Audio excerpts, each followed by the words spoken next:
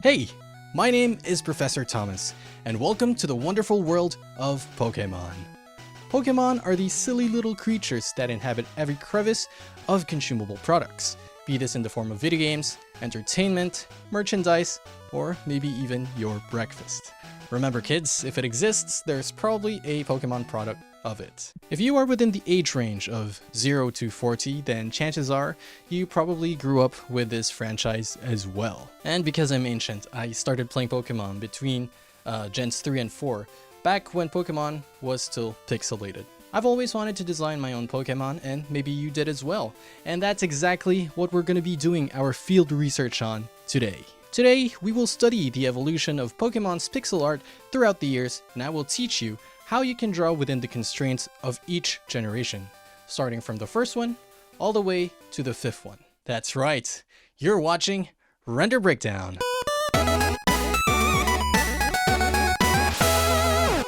Hey everybody, welcome back to another episode of Render Breakdown. Render Breakdown is a show where we study popular video game artworks, break down its art style, then try our best to replicate it in the end. This video is made in collaboration with PokeDoku.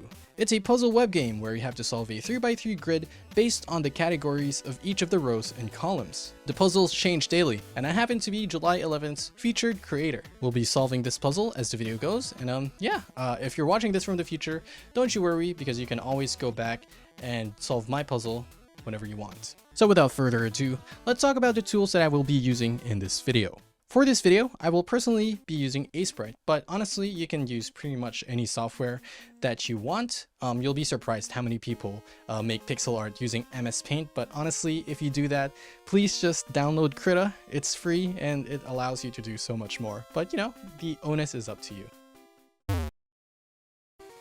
The first generation of Pokemon games encompass Pokemon Red, Green, Blue, and Yellow. Gen 1 sprites are uncanny and silly looking. This is because the sprites actually predate official Pokemon artwork, so this is basically what the concept looks like fresh from their minds, I suppose. The sprites are constrained within the following sizes: 40 by 40, 48 by 48, and 56 by 56 pixels. A good rule of thumb to follow here is that these three sizes correspond to a Pokemon with 3 stages of evolution. 40 by 40 for the tiny lads, 48 by 48 for your average sized mons, and 56 by 56 for the big boys and the legendaries. Another more obvious thing about Gen 1 sprites are that they are in grayscale. They are limited to only 4 colors: black, white, and 2 shades of gray. It's also important to note that within those 4 colors, white is also the color of the background, so it doubles as your transparent color. Maybe you've seen Gen 1 sprites that have color to them. These sprites are probably from Pokemon Yellow, which have Game Boy Color support despite being playable on the original hardware. You can kind of think of them as cross-gen titles, almost. You'll notice that these sprites are still limited to just using 4 colors regardless. To represent our mockup in a more appealing way, I'm going to draw my Gen 1 sprites in monochromatic shades of green. When you play Pokemon on actual Game Boy hardware, they're tinted green, but that's because of the physical screen itself. I got this color palette from Brandon James Greer, who, by the way, makes excellent pixel art video tutorials, so go check him out. Let's analyze your average Gen 1 sprite. This is, of course, Charmander. It's a real challenge to convey a creature with just 4 colors, and there's not a lot of space to fully present intricate details. Luckily, there are a couple techniques we can employ to work within these limits. The base skin color uses the lighter gray, the shadows use the dark gray, the highlights use the pure white, and the outline uses black. You'll also notice that the outline is not pure black. By breaking the lines a little bit and interspersing it with other shades of gray, you can achieve an effect that looks much smoother than if it were just pure black. Here's an edit of the Charmander sprite with just a pure black outline. See the difference of how it looks? Having the grays on there really help refine the artwork. This is an effect called anti-aliasing.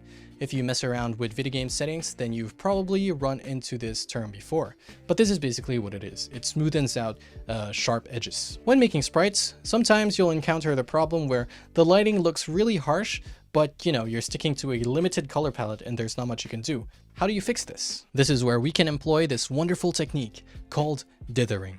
This is a way of transitioning between 2 colors using a pattern, usually a checkerboard. You can see this dithering effect on a bunch of sprites. Look at Rhydon's chest here. It gives the effect of it looking rounder. Look at Gyarados' fins and the darker spots by its neck. It really allows the sprite to have a 3D feel to it. Look at Hitmonlee's feet, or the round bodies of Weezing and its smoke. You better keep this in mind if you run into trouble. Equipped with the knowledge of making basic pixel art techniques, we will march on and make our Gen 1 sprite. Alright, meet Tim. This is my little creature, or my OC, as the kids would say these days. We'll take him through the ringer and we'll Pokify him in every generation. Making pixel art is really simple, especially at this scale. Start off with the outline. You can be as rough as you need to be.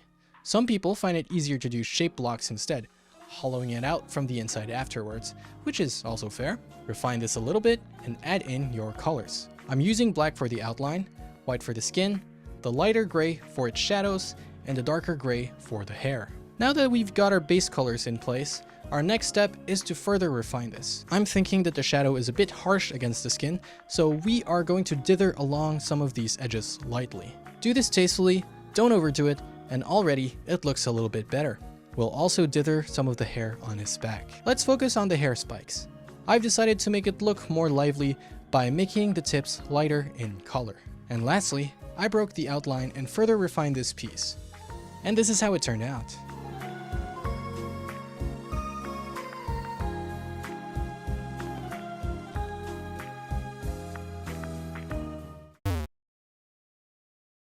The second generation of Pokemon games encompass Pokemon Gold, Silver, and Crystal. This one is very similar to Gen 1, being constrained to the same sprite sizes and being playable on similar hardware. Sprites of this generation look much more refined. This is during an era after the anime has released, so a lot of the Pokemon designs have been tweaked and finalized to what we're familiar with. While Gen 2 is still constrained to 4 colors, the 2 grays can actually be colorful this time. We still need to keep black and white, and this is true for every generation, but having colors allow for more dynamic expression. Now, Pikachu's cheeks can actually be red instead of being strictly confined to the shades of yellow. Alright, back to Tim. Still using the 40x40 sprite size, for his Gen 2 sprite work, I'm giving him a more dynamic pose. I refined my sketch and dropped in the base colors. I'm using black, white, orange, and a light desaturated shade of peach as my color palette. And much like earlier, I employed a bunch of dithering techniques mixed with anti-aliasing, mostly on the brighter spots of the artwork. And this is how it turned out.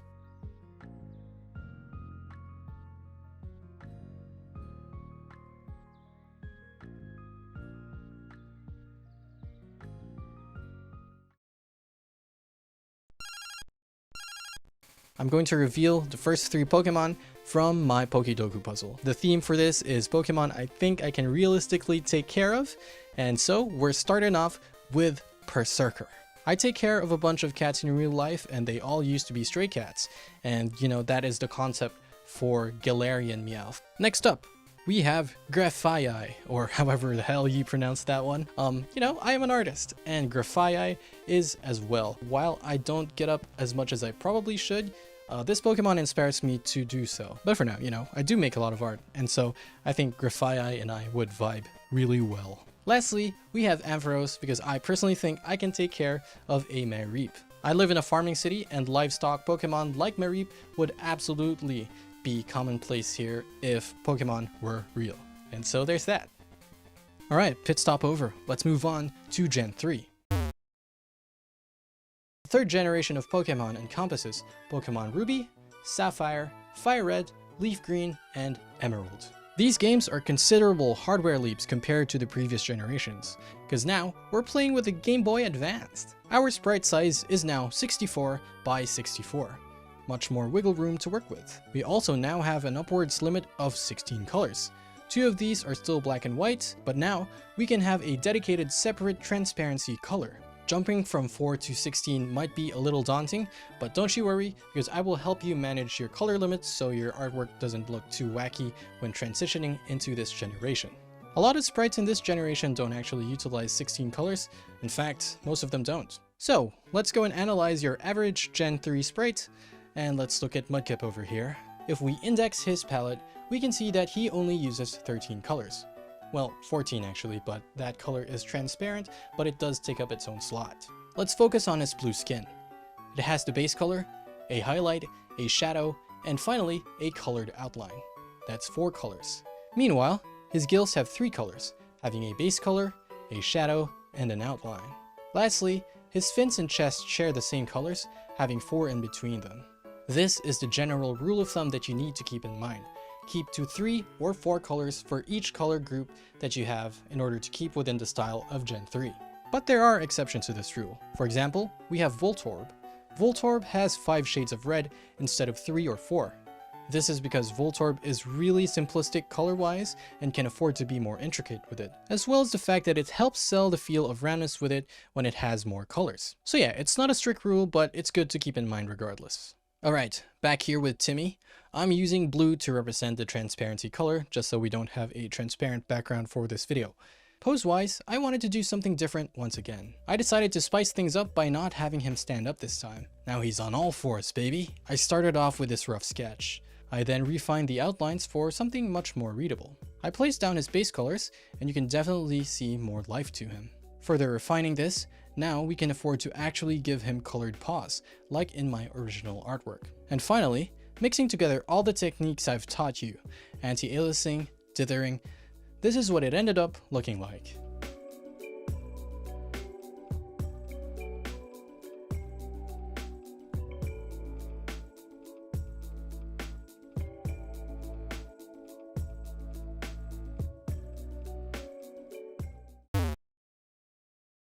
The 4th generation of Pokemon encompasses the following games: Pokemon Diamond, Pearl, Platinum, Heart Gold, and Soul Silver. While the jump from GBA to DS is considerable hardware-wise, the sprites themselves, the sprite limitations that we have, remain mostly the same. Still 16 colors, and honestly, they do still look similar at this point. The only real difference being the sprite size, where we can have a maximum of 80 by 80 pixels. Let's compare a Gen 3 sprite to a Gen 4 sprite. This is Magikarp. If you're not familiar with the games, you would be hard-pressed to know which one belongs in which generation. The only real difference between them is that the Gen 4 sprite is a bit larger and is more refined. Even then, this one's subjective because you might prefer how the Gen 3 sprites are made. Gen 3 sprites seem to have a bit more contrast than their Gen 4 counterparts, but they stick to the same color limitations. So without further ado, let's crack on with drawing our Gen 4 Timothy. I'm using green to represent our transparency this time. I've reverted him back to a standing pose just cause he hasn't stood for a while. He's been jumping and crawling for the past generations. Starting off with his rough sketch. It's really more about the placement of the elements of this sprite. I then refine the outlines further so we can see it much more clearly. Here's the sprite with the base colors filled out. And finally, here's the piece with more detail and refinement. I changed his hand pose to be more dynamic, but yeah. And this is how it looked like.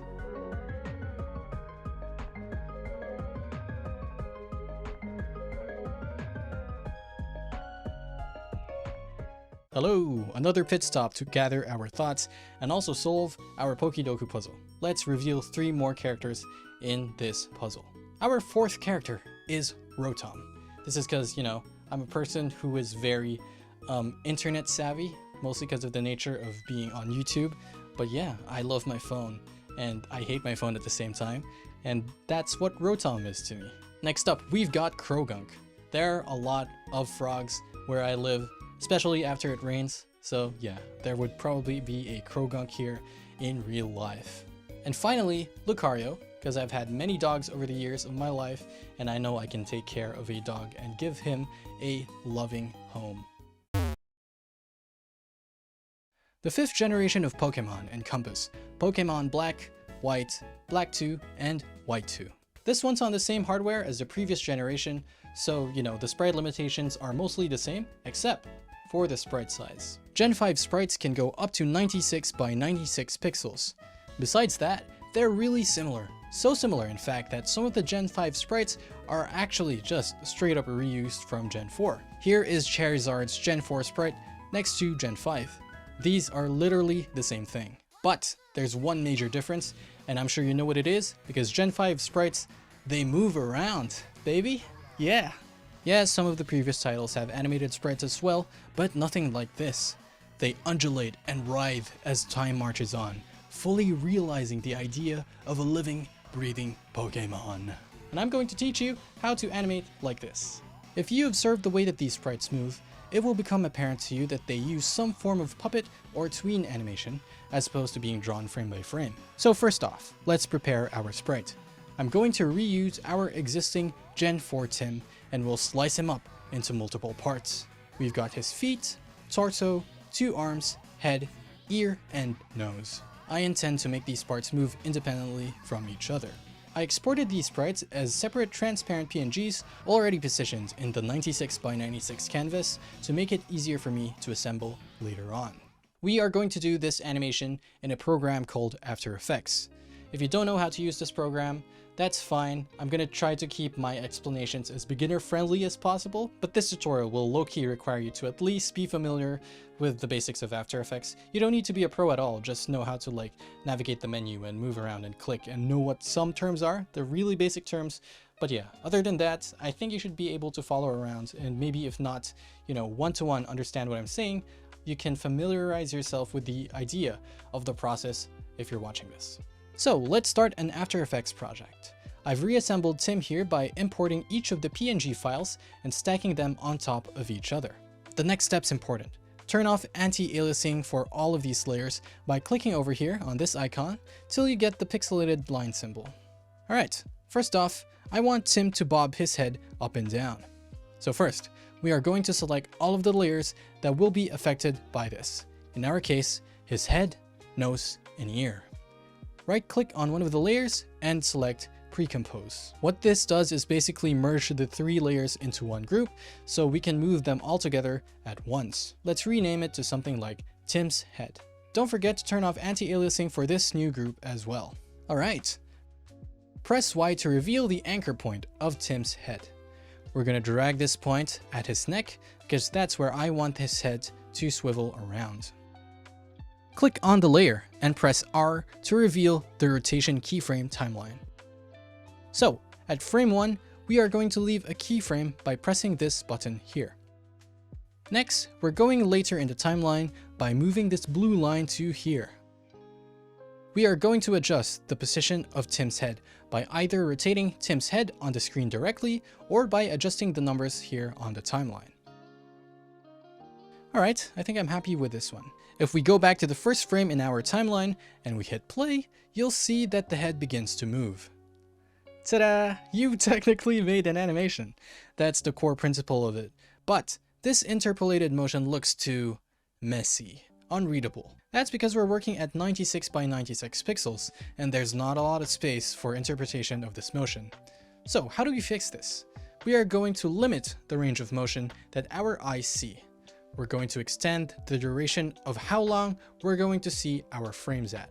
So I'm going to select a point right before the second keyframe and insert a keyframe right there. Now, I will select all of these keyframes and turn them into toggle hold keyframes. And now, if we play back the animation, his head bobs down in a much more visually clear way. I'm going to go ahead and make his head go back up.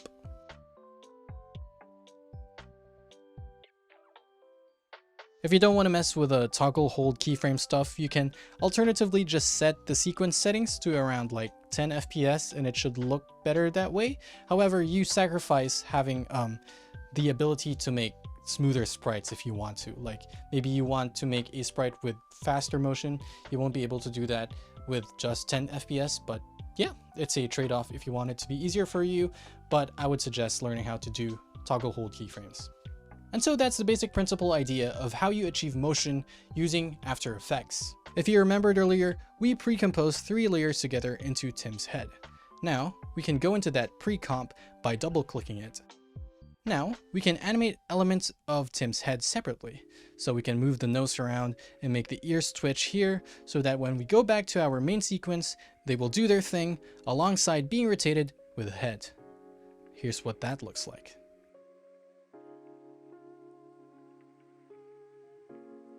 Of course, alongside rotating things, you can also do things like move the layers around or play around with their size.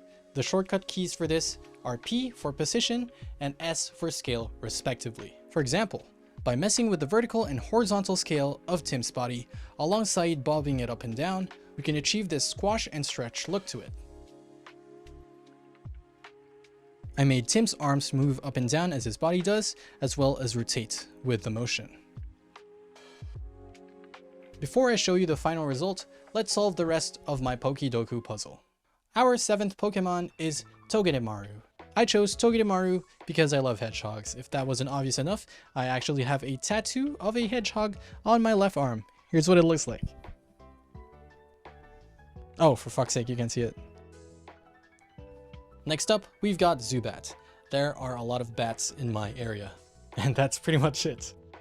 And finally, our last Pokemon is Toxtricity. Not only are there a lot of monitor lizards where I live, we also kind of have the same hair, you know? His hair is electricity, but mine is spiky, so it kind of resembles that. And at the same time, you know, I think we would vibe. I also make music. And if you didn't know that, go check my music out on Spotify. I make indie rock music if you're into that. But yeah, check out my music. Here's a sample of what my music sounds like. Slow down, alright, don't want to fight. I can't explain the way I feel. Okay, thank you for allowing me to have that air guitar session. But finally, here is what an animated Tim would look like in the Gen 5 art style. Check it out.